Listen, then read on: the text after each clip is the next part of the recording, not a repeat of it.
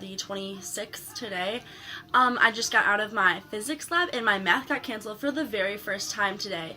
So today is just going to be a general update and a couple tips to be given for the end of the school year and how to survive. So number one on the list.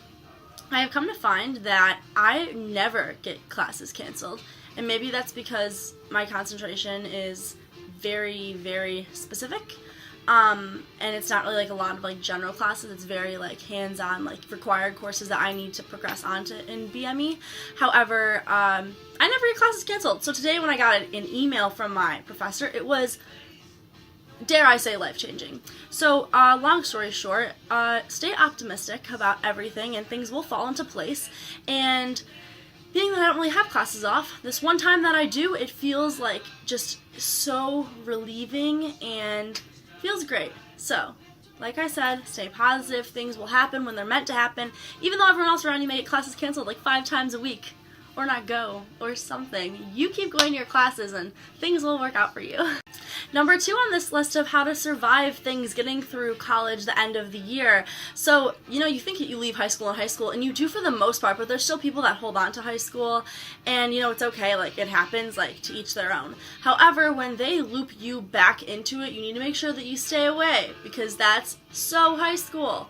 I was looped in recently with some Twitter action, and it's really funny actually because I think a lot of people think that they're much more powerful behind keyboards when they have their little like Twitter posse behind them, because likes and retweets sometimes to some people mean a lot. However, to me and to you, they shouldn't mean anything, because that's just opinions, and it's opinions of people who aren't saying them to your face, but they're able to say them over technological advancements like Twitter and Instagram and anything social media related. So basically, if you're wondering what brought this on, feel free to text me. It's really not a big deal. But what I learned from this, and what you should learn from this, is that you can express, like I was expressing body positivity for women, and it was taken the wrong way by a lot of people. But all I said is that girls should love themselves regardless of what they post and regardless of what the comments say.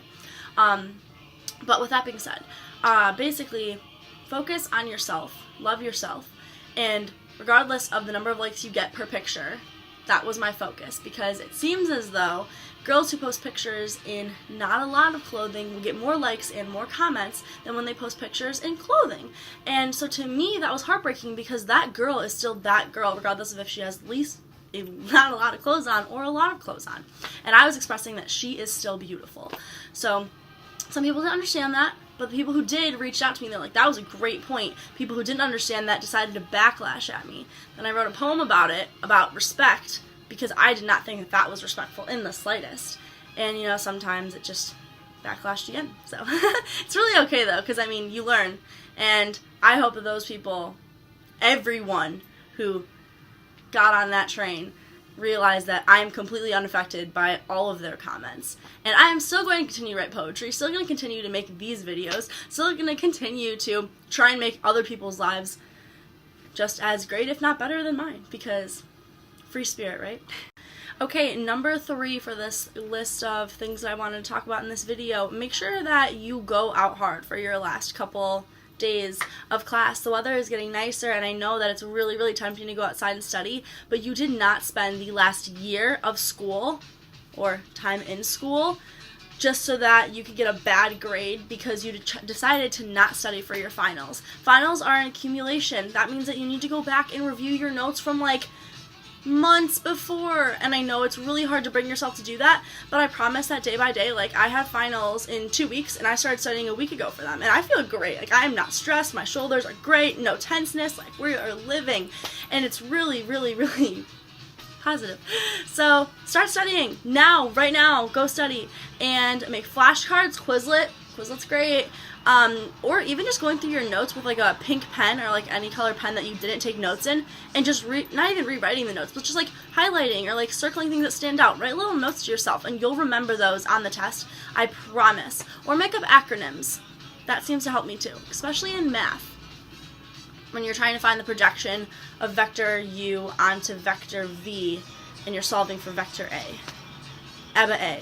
That's how I'm not going to explain it, but that's how I remember it, and I know what that means. So, Maybe one day you'll know what that means too. Thank you for watching. I hope that you have a wonderful day. I hope that you finish the semester with a bang, and I hope that all is well. Thanks.